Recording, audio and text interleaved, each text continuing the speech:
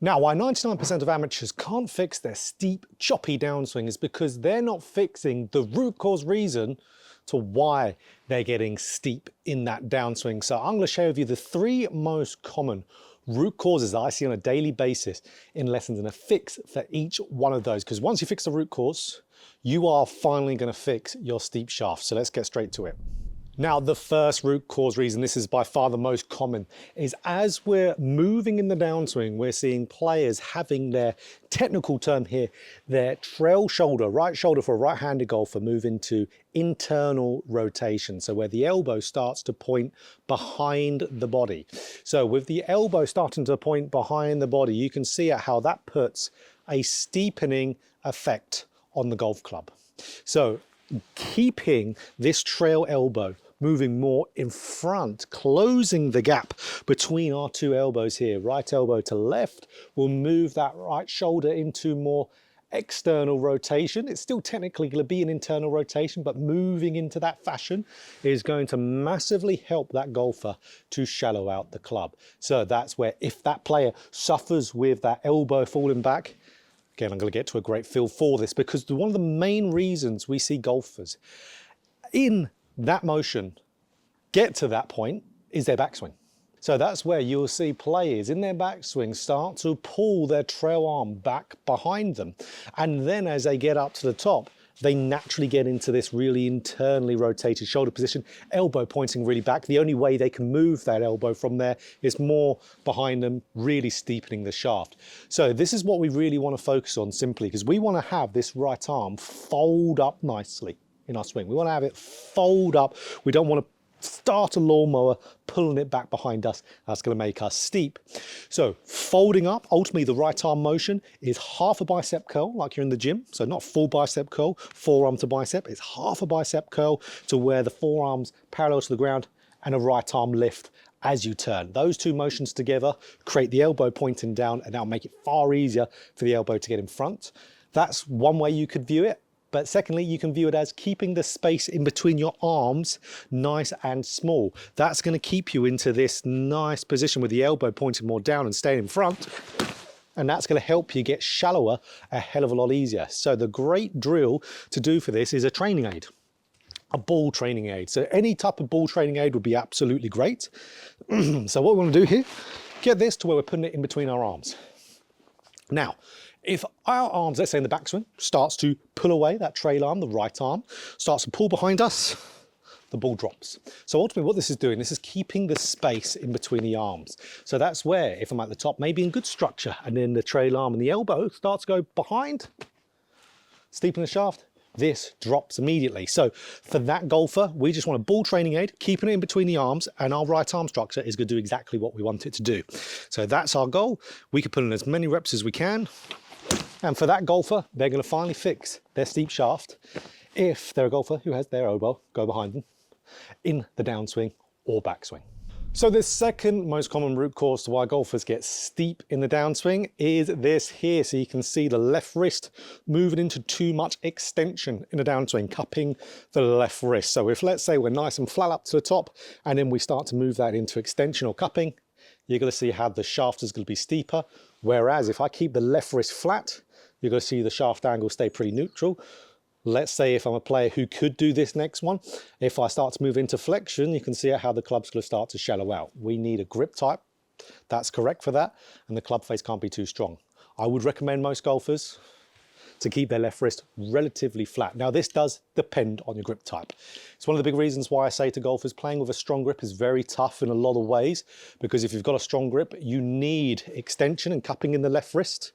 So you're naturally going to be more of a steeper player in a downswing, which closes off the face even more. So strong grip players normally play with a closed club face. Steepening will close even more. It's one of the many reasons why I'm much more of an advocate to not grip the club strong, because there's so many variables at play to make that work, which is why most amateur golfers can't make it work. Top tour players can, because they're top tour players. They have all the time in the world to practice and they have the athleticism. Amateur golfers don't normally have either of those. So, right. We want to stop this left wrist from going into extension in the downswing. Steepen the shaft, it also opens up the face. Nasty. We would then stall out body rotation as a result as well. So we want to keep it, like we said, nice and flat. That's going to keep the shaft angle nice and neutral. So a good little way to do this, very simply, diving straight into it, is just get a glove on. And then what I want you to do is have a tee in the front side of your glove there. So where it's just into your glove, if you start to extend, I've got to move my watch down more. If you start to extend your lead wrist, you're going to then jab that into your forearm, just like so. It hurts, and that's the point. We want the feedback. We need the pain as the feedback. So ultimately, what we got to do, we got to make sure that we are keeping and preventing this tee from jabbing us in our forearm. Now, it will jab us a little bit in the follow through. Your left wrist will move into some extension when your shaft parallel to the ground and the follow through there. Normal, but we don't want it to happen beforehand, and it would only slightly jab you. So if we're making sure, okay, I'm keeping this tee flat on my wrist, keeping it the same throughout impact, we're going to be brilliant. Again, maybe if you're a real extender of the wrist, again, demonstrating that hurts. Even though for players, if they're going to bow the left wrist, I'd want to see that grip slightly weaker than standard to make sure the face doesn't get too sharp. But let's say you're a real big extender, I'd want to see a little bit of left wrist flexion as an exaggerated feeling, just so you're not getting it too cupped. Again, feel versus real. So that's where you might see a little space get created there between the tee and your forearm. So, okay, making sure it's not jabbing us in the simple sense. Absolutely brilliant, keeps our wrist structures into a good spot. And for that golfer who's an extender, steepening the shaft, being that their root cause reason, that's your fix for your root cause of the steep shaft in the downswing. Now, the third most common root cause reason I see for players having their steep shaft is, again, their backswing. And you can either call this two things: too much of a whipped in takeaway, or in mid backswing, too horizontal of a shaft. They both play into each other. So how does that affect people to get steep? And why is that root cause? Because when we see a lot of players really whip the club on the inside, the club head, of course, gets way inside the hands. That's going to put the force and the weight of the club behind where our hands are. So then as we start to move back, you're going to start to get this really laid off horizontal mid backswing. So what we see vast majority of all players do from here, then they start to stand the club up more to the top. They might get then as a result, their trail arm might move away, their left wrist might move into extension as well. So again, you might have a good few root causes look like they're appearing from there, but it's ultimately because of whipped in takeaway, horizontal shaft early, your body trying to stand the club up to get it into a relatively okay top of the backswing, but loads of things have happened as a result. So in the simple terms, okay, if the club and the route the club is taking is tipping back up to the top of the swing, going back towards in front of us, towards the golf ball, where's it going to go in transition? We're not going to magically start to loop it back. That looks ridiculous, doesn't it? What's going to happen in that short space of time that the transition is performed is this club, of course, it's rerouting up to the top of the swing, and then as it starts to move down, it's just going to continue to move the way it's rerouted up to the top. So it's going to continue to tumble back out in front. The saying of this is under and over. So that's where we would start to have quite a steep downswing as a result. You'd normally see players there start to early extend to correct coming down. Very common early extension. And again, steep shaft is a root cause of early extension. So for those golfers, what they need to do, they could fix all of that just via better takeaway. What we would want to see, instead of the club head inside the hands, we want the club head outside the hands. So having that club head outside the hands is now put the force and the weight of the shaft and the club in front and displaced in front of my hands there. So that's going to create a completely different shaft travel in the backswing. Instead of now it getting horizontal, it's now going to get more vertical. So when the club head's more outside the hands early, it's going to be more vertical of a shaft in the backswing. That's what we want. So that's where a lot of players trying to get shallow and fix their steep shaft, they think, oh, I've got to get it shallow earlier because it makes sense. If I get it shallow earlier, I can just maintain it. It's not the case. You need to do the opposite of a shallow shaft in the backswing. You need to steepen it in the backswing to shallow it in the downswing. So that's where club head outside the hand, create a steeper shaft. And then as we start moving to the top, gravity is going to hit the center of mass of the club easier, and it's going to start to fall and pitch back down again. So we need that steeper shaft travel up to the top of the swing, hands in, club out, that classic saying, which is going to set those stones in motion. It's the first domino we need to push down for all that to happen. And that's going to create more vertical shaft in the backswing and help you pitch it down. And I'm going to show you a nice little drill to be able to do it. So really simple drill. If you're one of my students on Skillist, of course my online lesson platform that I'm on, that I teach players from all around the world. If you want an online lesson with me, link in description. Again, if you've had this same root cause in our lessons, you know this drill here, because I give this out to a lot of players, because this is, again, a very common root cause to a steep shaft. And that is the stick up the lead side of the golf club. Okay, here we go. So you've got alignment stick, and you can see about half of it, maybe a little bit more, is coming out on top there. So we have it on the left-hand side of the club, lead side for a right-handed golfer. And what we do, we know it's set up, okay, it's touching our lead side. So what we want to slide this down our lead side in that takeaway motion. Okay, that's giving me hands in, club out. If I detach this away from my side, you can see how I get that whipped in takeaway. Not good. So then if I continue to do that, the stick's out in front of me, then it points down to the ground, then it's still down towards the ground. Where we want stick sliding down, then pointing down at the ground, preferably, let's say there's an imaginary line coming back here, the ball line, dead straight line behind the ball, we would want that stick tracing and pointing at that in mid backswing. That's telling us we've got more vertical of a shaft angle, and then we're going to get the stick pointing in front. So a good little drill we could do, we could, again, do that as just rehearsal, sliding it down our left side, stick down the ball line, and then stick in front of us and turn. We could do that hitting the ball though. So let's do it where we pause it at the top, because it's a little bit easier way to do this drill when you pause it. So stick sliding down, on ball line, pause, stick in front, little turn through.